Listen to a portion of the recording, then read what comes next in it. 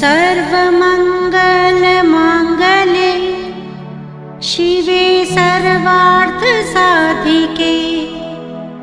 शरण्ये त्र्यम्बके गौरी नारायणी नमोस्तुते। हम आदिशक्ति माता दुर्गा की कथा सुनाते हैं, हम कथा सुनाते हैं। जिनकी कृपा से दुख विपदा संकट मिट जाते हैं सब।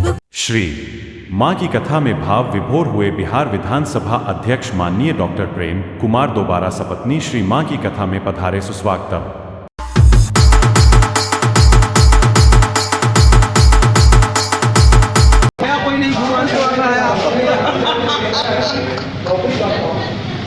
लेके जाता हूँ, पता चलो उसमें कुछ मिठाई है कुछ है तो लगेगा।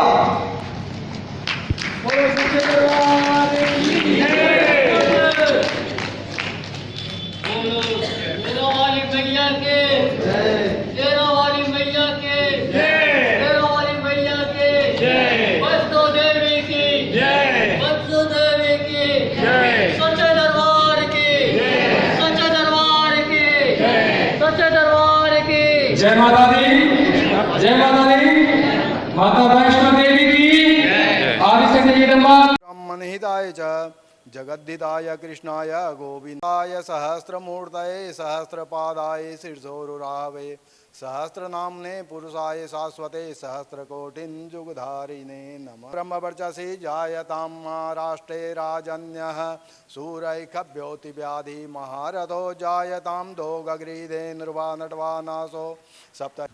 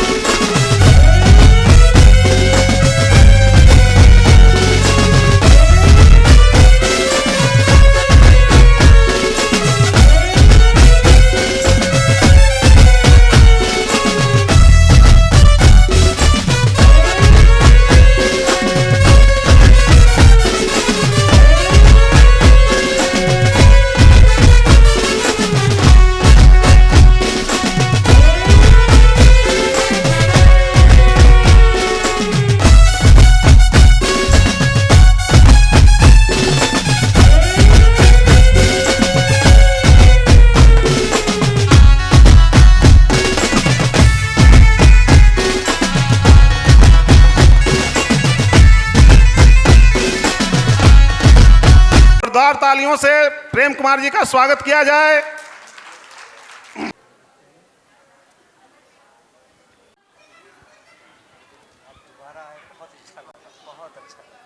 तो अब हम लोग मंच पर हमारे विश्व शक्ति माता वैष्णव देवी के संगठन के सचिव महोदय जितेंद्र जी, हमारे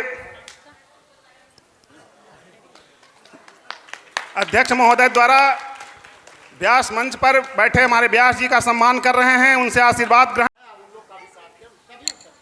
सभी लोगों से निवेदन है अपने अपने स्थान को ग्रहण। कुमार जी का स्वागत करेंगे।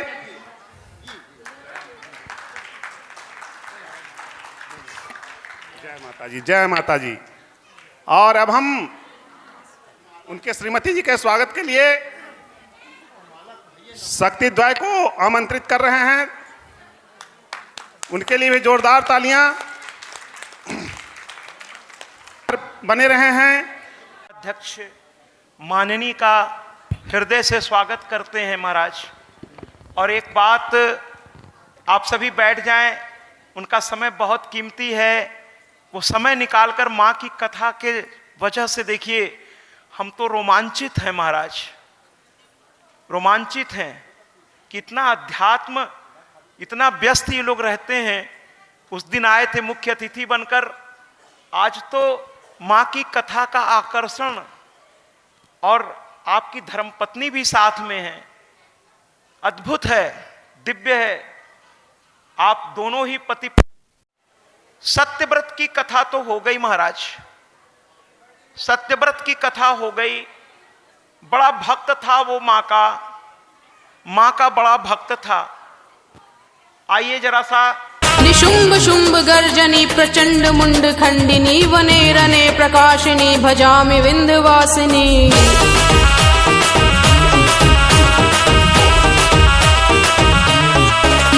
निशुंभ शुंभ गर्जनी प्रचंड खंड मुंडिनी वने रने प्रकाशिनी भजामि विंध्यवासिनी।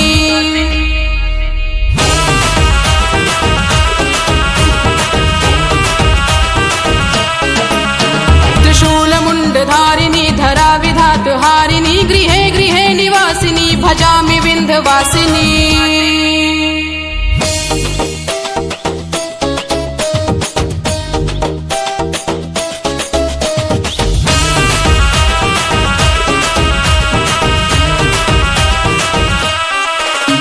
दरिद्र दुख हारिणी सदा विभूतिकारिणी वियोग शोक हारिणी भजामि विंध्यवासिनी।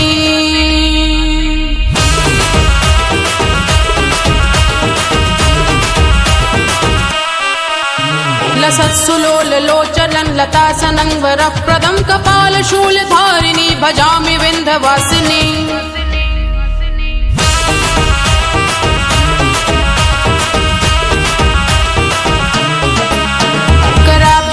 दादरं शिवा शिवं प्रदायनी वरावरन्ननं शुभं भजामि विंध्यवासिनी।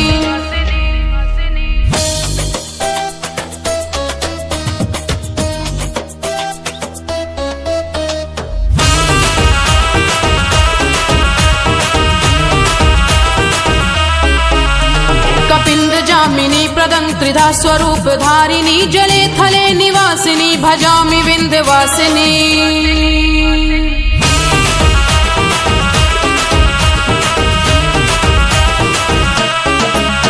विशिष्ट शिष्टकारिणी विशाल रूप धा।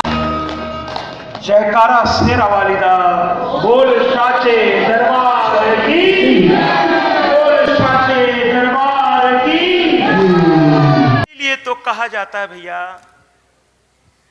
कि क्यों ना हम उसकी आराधना करें जिसकी आराधना स्वयं शिव ने किया, स्वयं विष्णु ने किया, स्वयं ब्रह्मा ने किया।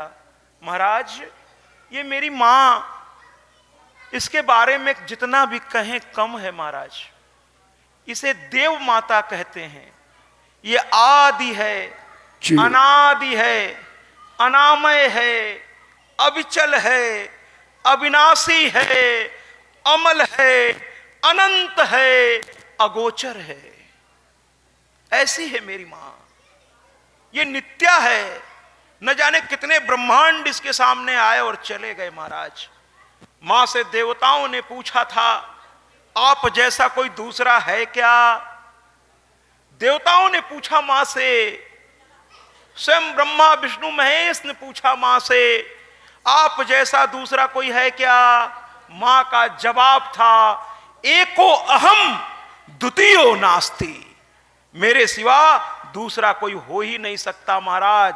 इसीलिए तो मां कहती है कि मैं ही सत्य हूं, मैं ही सत्य हूं। अब इस संसार में मां की भक्ति, मां की शक्ति, मां की आराधना, तो कुल मिलाकर के महाराज मैं कहना चाहता हूं कि अब एक ऐसे कन्या की कथा मैं आपके सामने रखना चाहता हूं जो मां की दीवानी थी। आइए ना उस कथा की ओर बढ़ते हैं। यह कथा ऐसी दर्दनाक है महाराज कि एक राजकुमारी, छोटी सी एक उसकी गलती ने उसे कहां से कहां लाकर खड़ा कर दिया। एक राजा थे अयोध्या के महाराज, उनकी एक ही कन्या थी, राजा शर्याती। उनकी बहुत सारी रानियां थीं लेकिन कोई संतान नहीं था उनको। एक ही संतान सुकन्या के रूप में देवी के कृपा से उन्हें प्राप्त हुआ था। राजा और रानी अपनी बिटिया को बहुत प्यार करते थे और बिटिया प्यारी होती भी है महाराज। पता नहीं लोग क्यों पुत्र, ठीक है महाराज, पुत्र भी अच्छी बात है, लेकिन बिटियाएं तो एक साथ दो कुल को प्रकाशित करती हैं। और मैं एक हाथ जोड़कर आपसे हर उस पिता से कहना चाहता हूं कि कन्यादान का मतलब समझिए महाराज। कन्या कोई वस्तु नहीं है जिसको आपने दान कर दिया। कन्यादान का यह मतलब है ही नहीं।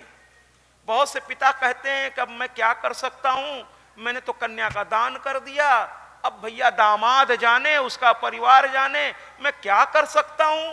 मैं ऐसे पिताओं से कहना चाहता हूं महाराज, कन्या कोई वस्तु नहीं है जिसका आपने दान कर दिया। शास्त्र कहता क्या है पहले इसको समझिए। कन्यादान का मतलब क्या है पहले इसको समझिए।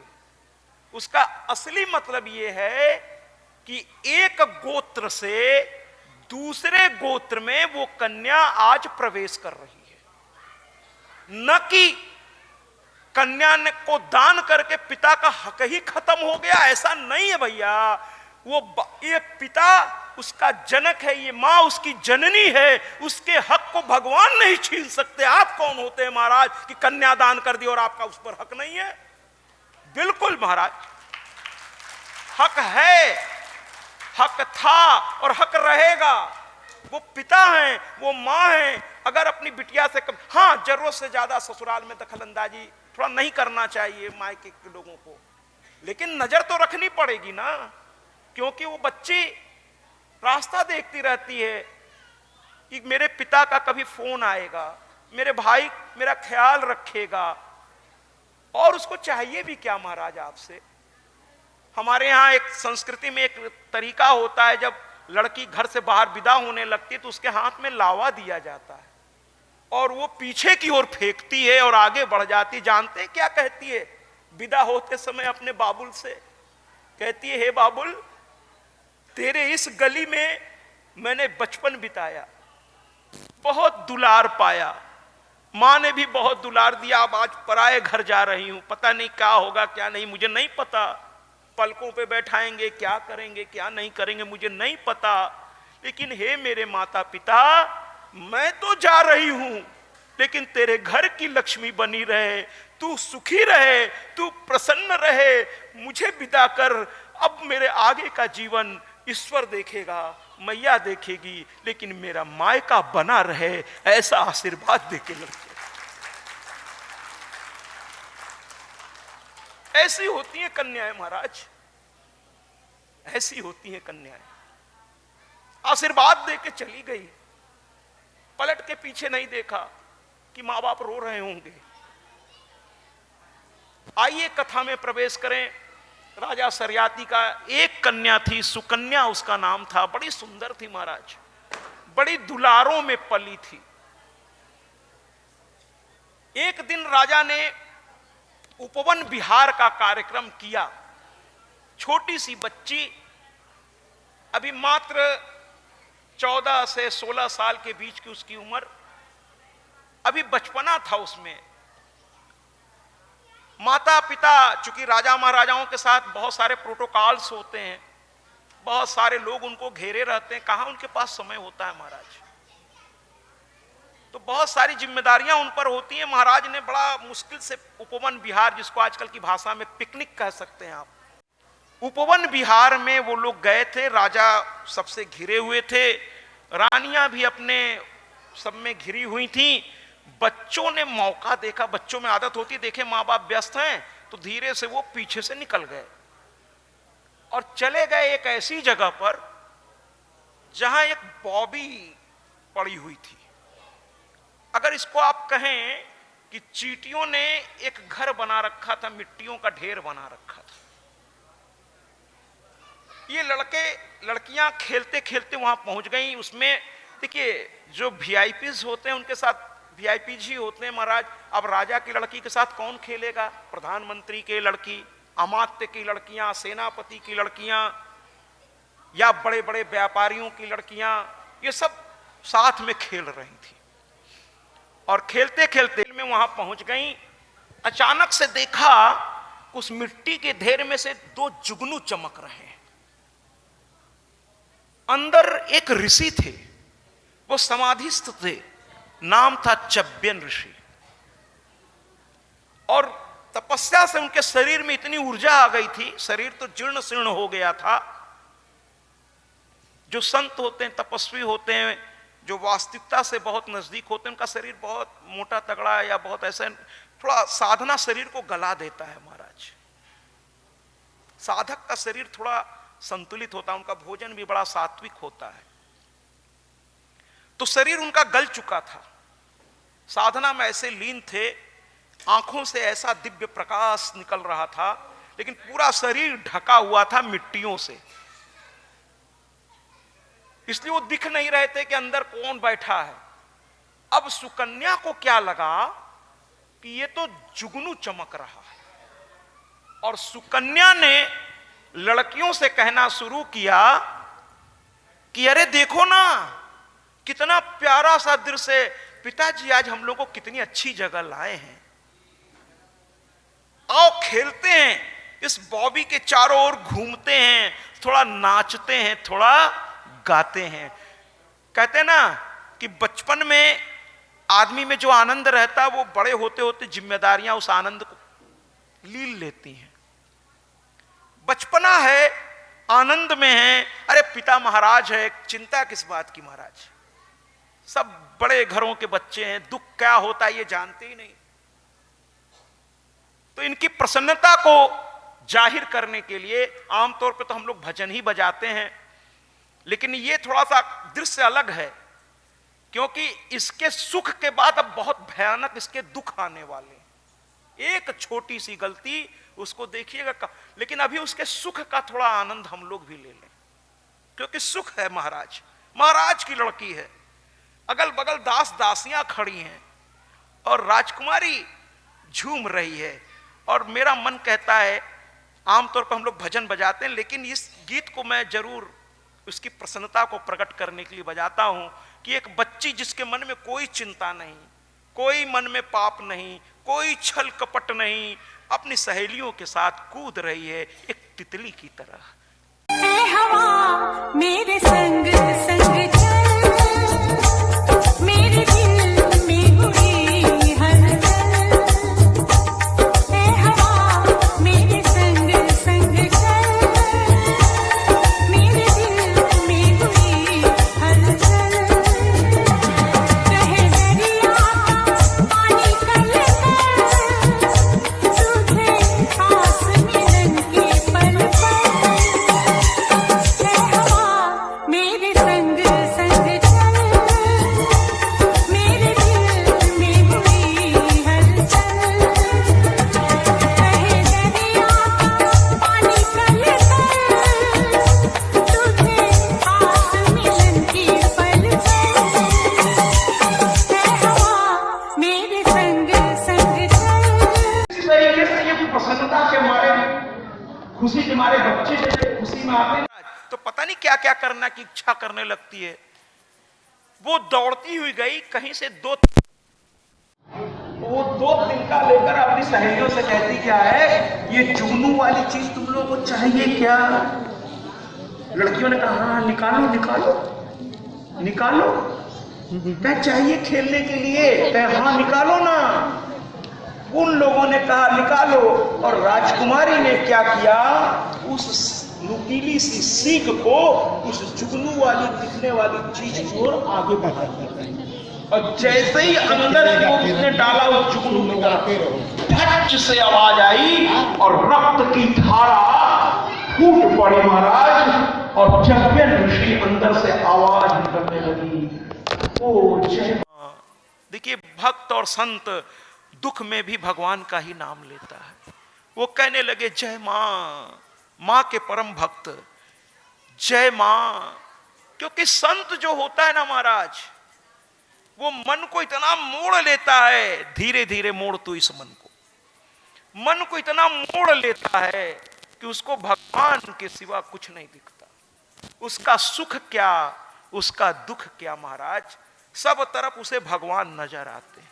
जिस दिन हमारी आपकी स्थिति ये हो जाए कि सुख में भी भगवान, दुख में भी भगवान, सुख में भी भगवान, दुख में भी भगवान, अगर हम कभी भी अपने इष्ट को, इष्ट माने जिसे आप बचपन से प्रणाम करते आए हैं, पूजन करते आए हैं। देखिए घर में दो तरह के देव होते हैं, एक आपका इष्ट होता है जिसे आप बचपन से पूजित करते आए, और एक आपके कुल देवी, कुल देवता जिनको पूर्वजों ने पूजा है।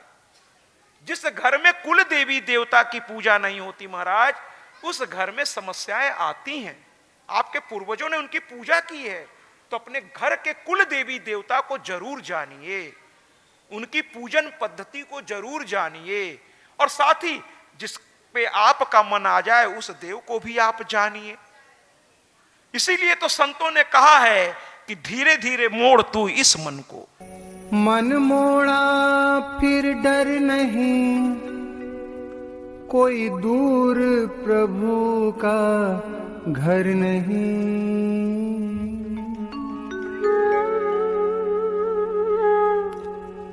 धीरे धीरे मोड़ तू इस मन को, इस मन को तू इस मन को।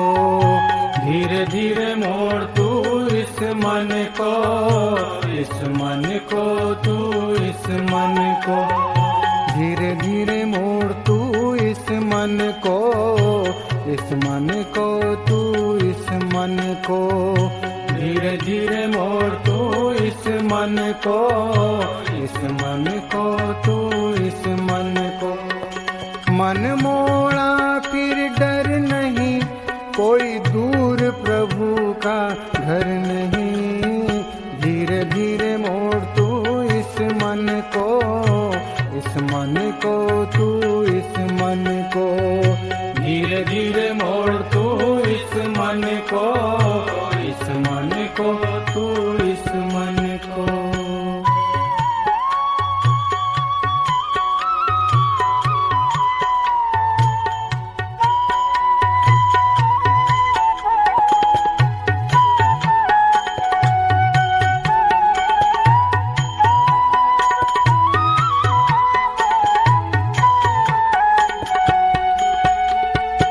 मन लोभी मन कपटी मन है चोर, कहते आए ये पल पल में और।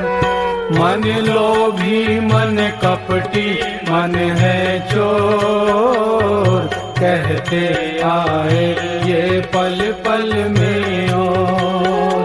बेईमान क्यों नादान क्यों, बेईमान क्यों नादान क्यों। गफलत ऐसे कर नहीं, कोई दूर प्रभु का घर नहीं। धीरे धीरे मोड़ तू इस मन को, इस मन को तू इस मन को। धीरे धीरे मोड़ तू इस मन को, इस मन को तू इस मन को।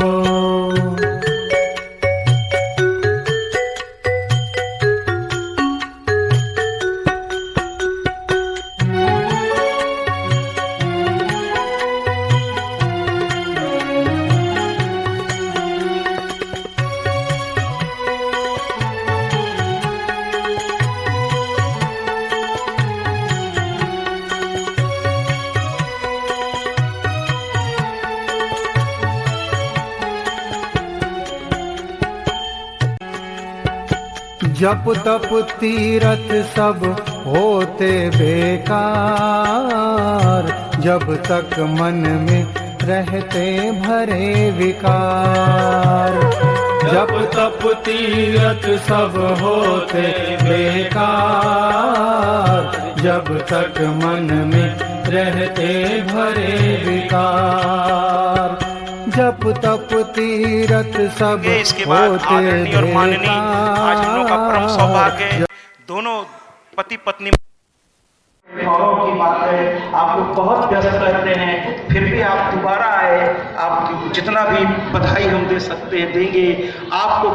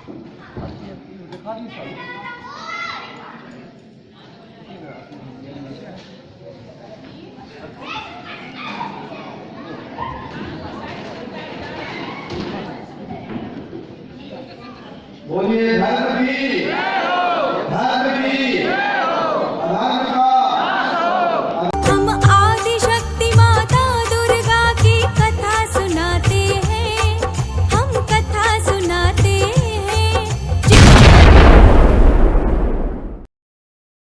सत्याजी महाराज देवी भागवत कथा व्यास। सत्याजी महाराज से समस्त सोशल मीडिया प्लेटफॉर्म पर जुड़े। अब गूगल पर भी उपलब्ध सत्याजी महाराज।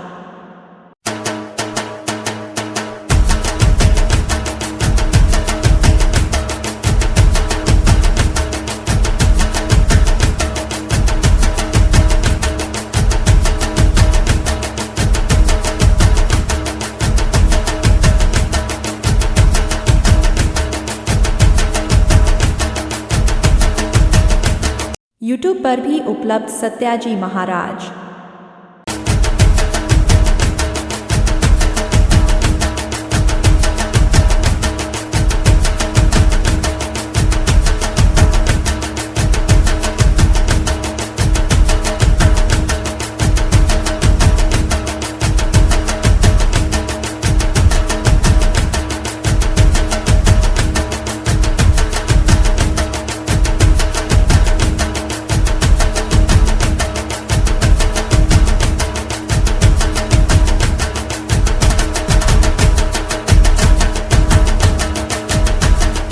इंस्टाग्राम पर भी उपलब्ध सत्याजी महाराज।